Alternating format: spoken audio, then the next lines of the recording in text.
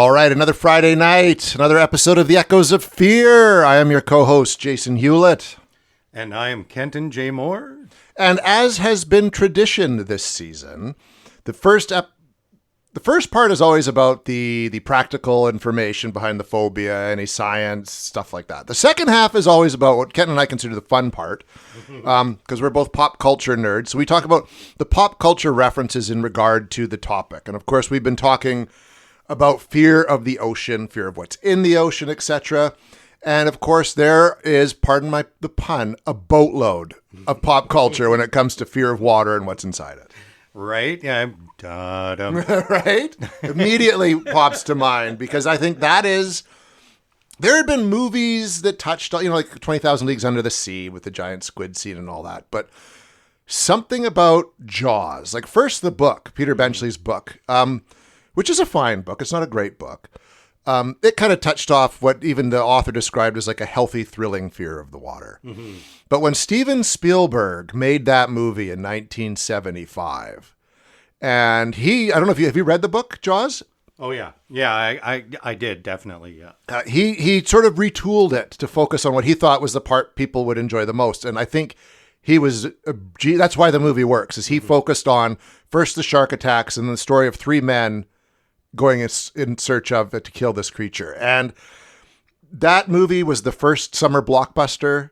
It was for quite a while the highest grossing movie of all time. And it scared the pants off of pretty much everyone who ever saw it. It actually created a problem in that people after that started killing sharks, irrationally killing sharks for a variety of reasons. But I think it is the best example of what fear of water and fear of what's in the water can do to people. Yeah, it also had a marked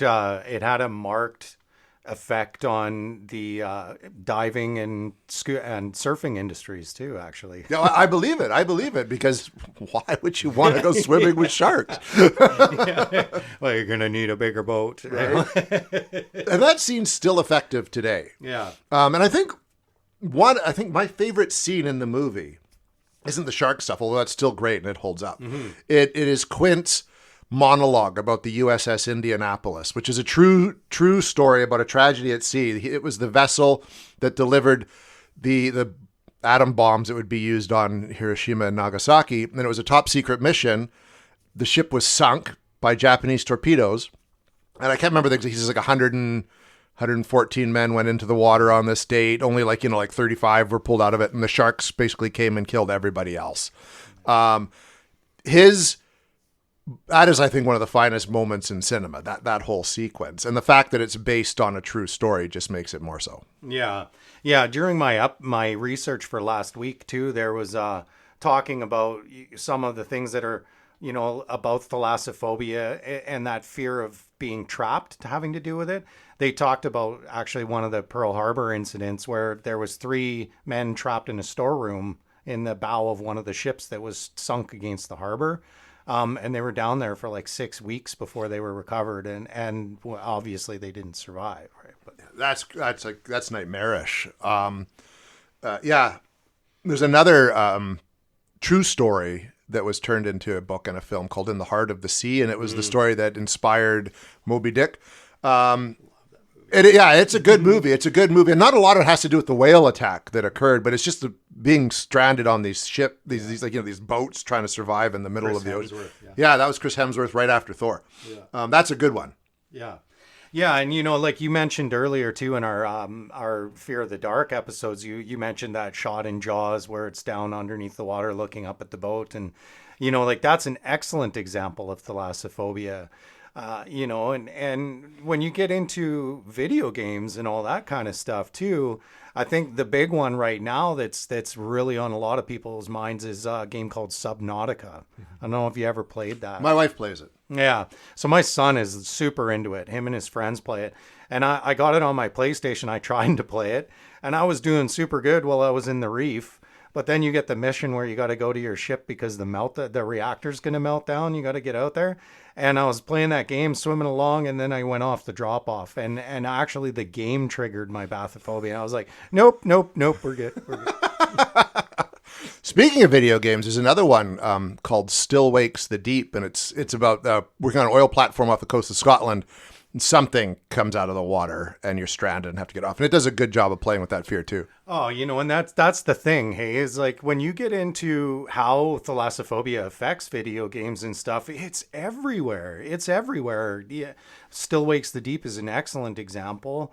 BioShock is another excellent example when you go down into Rapture and stuff, the first game. There's, The Sinking City, which is a Cthulhu Mythos game, which is a mind-bending, but excellent examples. Like thalassophobia is absolutely everywhere in entertainment and pop culture. Oh yeah, I mean, like every shark exploitation movie that came after Jaws is based. Like, I mean, yeah, there's some good ones. Oh crap, what is that one with Rennie Harlan made? Samuel L. Jackson's in Deep it. Blue Sea. Deep Blue Sea. That's another one. That's where the Alzheimer's drug, right? Yeah. That's probably one of the better shark ones. The Shallows, with Blake Lively is phenomenal. The Reef. The Reef Under Paris, which came out on Netflix just last year. Like Open Water, which just came out. Yeah. That was all. There's so many good examples of that, but it doesn't just have to be like shark movies. There's Leviathan, I think, is like a 1989 underwater horror movie, which also came around the same time as The Abyss. Yep. Yeah. The Abyss is one of my favorite underwater movies until the alien stuff. And then I kind of lost a little bit of interest in it. But before that, like just them being trapped on the rig was fascinating. I love that. I do too. That's something I was disappointed in the Alien Part 2, because why couldn't it have been, I wanted something scary. Like a Leviathan was, at least it was like alien underwater. It was a monster, right? Yeah. And I mean, they came close with the movie Underwater with the girl from Twilight there. Yeah, that was decent. And it was like, at the end, spoiler alert, it's a Cthulhu movie. Yeah. Yeah, I mean, the deep ones and stuff, right? And attacking the station.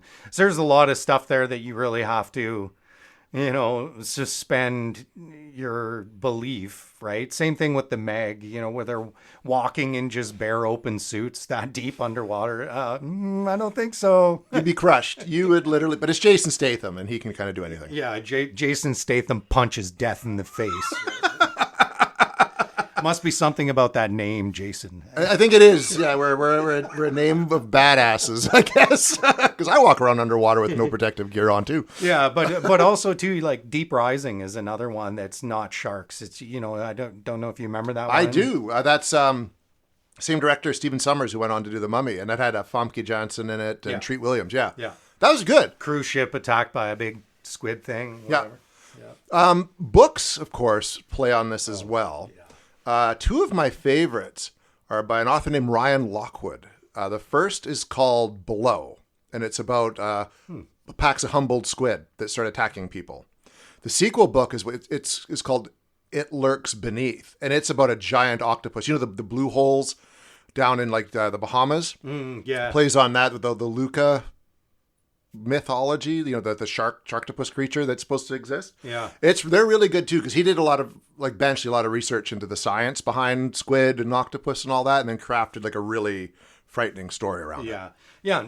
Clive Cussler's books too, right? The Dirk. I never remember his last name. Dirk Pitt. It's a horrible name in my mind. Dirk Pitt. Yeah, I read a really good one with him about the cenotes in Mexico and underwater rivers. Oh, yeah. I think it was called Inca Gold. I'm not sure, but I like those Dirk Pitts, and especially because Clive Cussler himself being a marine biologist, right? He really knows. Same thing with Peter Benchley. Ironically, actually, Benchley's favorite novel of mine isn't Jaws; it's White Shark. That is a good book. That is a good book. Yeah, I agree. I love that. I was like that whole idea of that like German underwater weapon escaping the submarine and could like breathe underwater and stuff. I was like, wow, this is cool. They made a really bad TV miniseries out of that. They did? It was pretty bad. Craig T. Nelson was in it, and I like Craig T. Nelson, but it was one of those like where you read about this creature, it was cool, and then when they tried to make it for television, it was like, oh, that's disappointing. Yeah. Hey, do you remember Sequest DSV? Unfortunately, I do, yeah. Do you know, like, as bad as that show was, one of my favorite episodes of that show was the one where they were doing those, remember they were trying to make the submarine races? And they built, like, the shark submarine thing? Okay, vaguely. Yeah, it reminds me of those new things you can get now that are, like, shark shaped sea-doos, submarine things you can dive with. I really want to try one of those. That'd be so fun. bad. That'd be fun.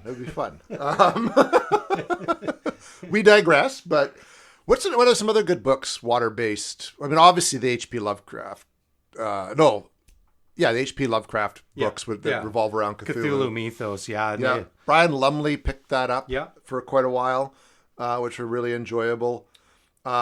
The Meg books, because it actually started as a series of books Steve Alton wrote. And he also wrote another one called The Loch, where he dove into the Loch Ness Monster mythos, which was quite entertaining as well. And he tried to come up with like a plausible explanation for what it was. Yeah, and that's interesting segue too there. Like thalassophobia doesn't even have to be sea, right? It doesn't have to be the ocean. It could be large lakes too.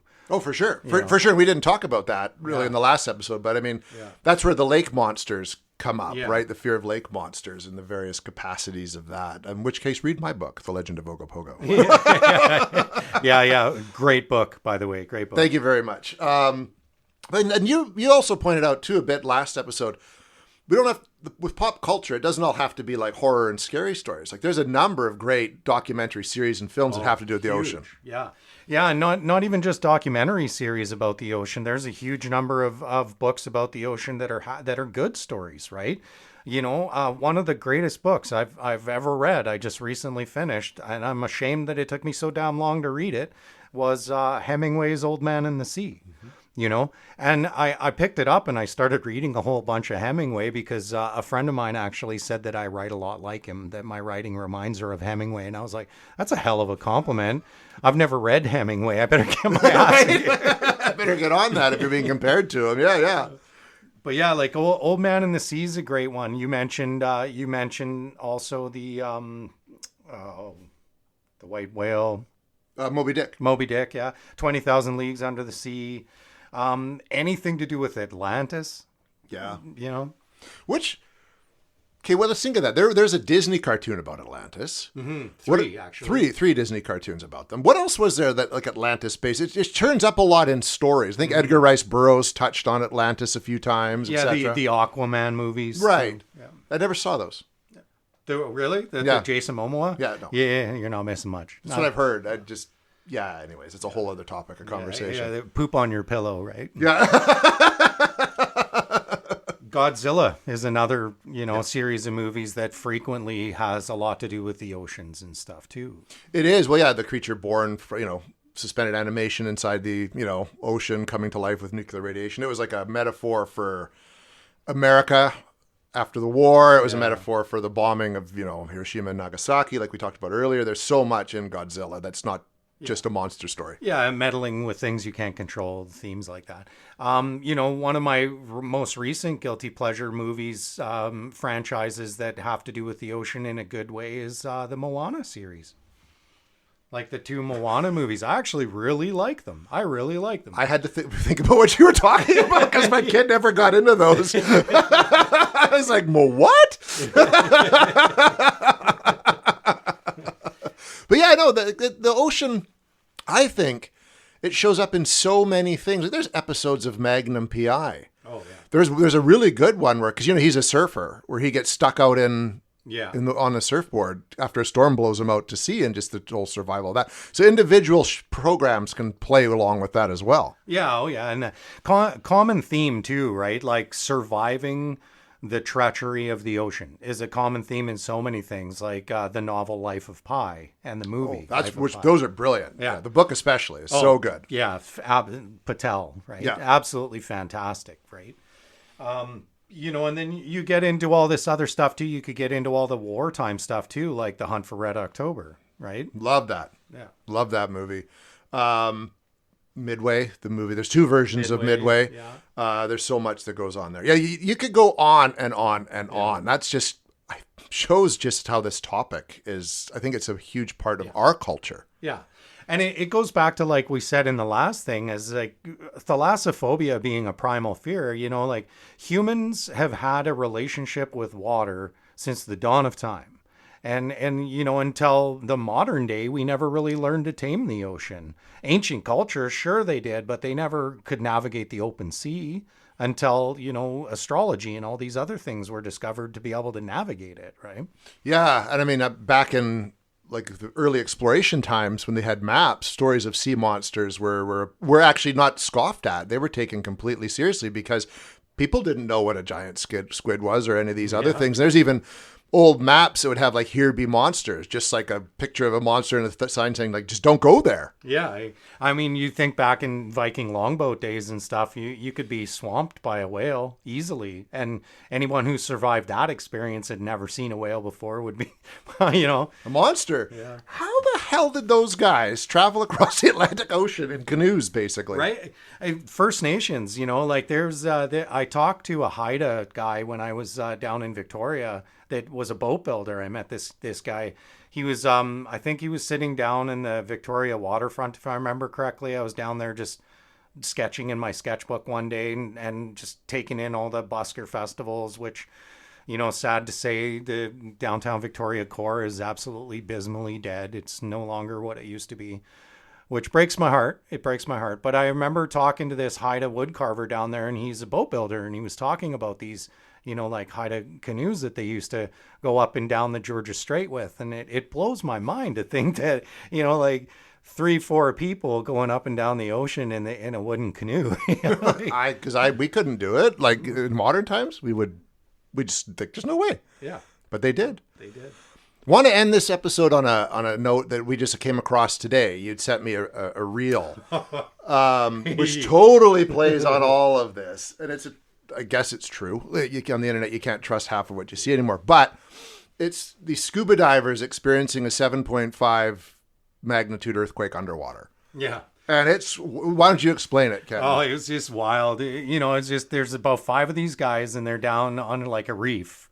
And this earthquake hits, and at first you just hear the bubbling, you hear the burbling, you see the blue. There's these divers, they're having a good time, and then all of a sudden all of them are just being ripped around left and right, like they're balloons in a windstorm, And you can see a guy in the bottom right of the video just desperately trying to grab onto a rock on this shelf, and all the silt gets kicked up off the ground and it's instantly blurry. You can't see barely anything. And it really makes you think like the ocean is unforgiving, man.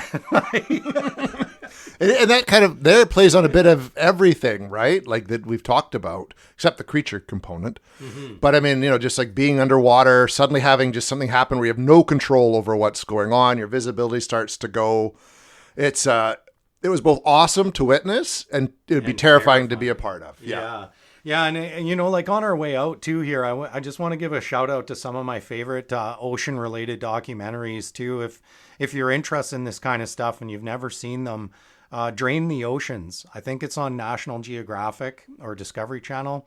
Drain the Ocean's a great documentary, especially related to the submechanophobia that we were talking about earlier, where they use modern CGI to show you what it would look like if the oceans were drained, and you get to see like what shipwrecks on the bottom would be like that. Drain the Oceans is a great one. Anything to do with James Cameron's deep exploration is fantastic. That man is just obsessed with the deep, and I love the things that he's done and what he's doing. Yeah, no, obviously when he made Titanic, that created his whole fascination. I think he was fascinated before, but that cemented it. Yeah. And of course, Titanic's another example of a film that plays a lot on the water. Yeah. So we're coming up in the next 2 weeks to our final 2 episodes of season 1, and we're going to hit you in the scariest fear of them all. The granddaddy, the big one, the number one. The fear of death. And the process of dying. So until then, I'm Jason. And I'm Kenton. Remember your water wings.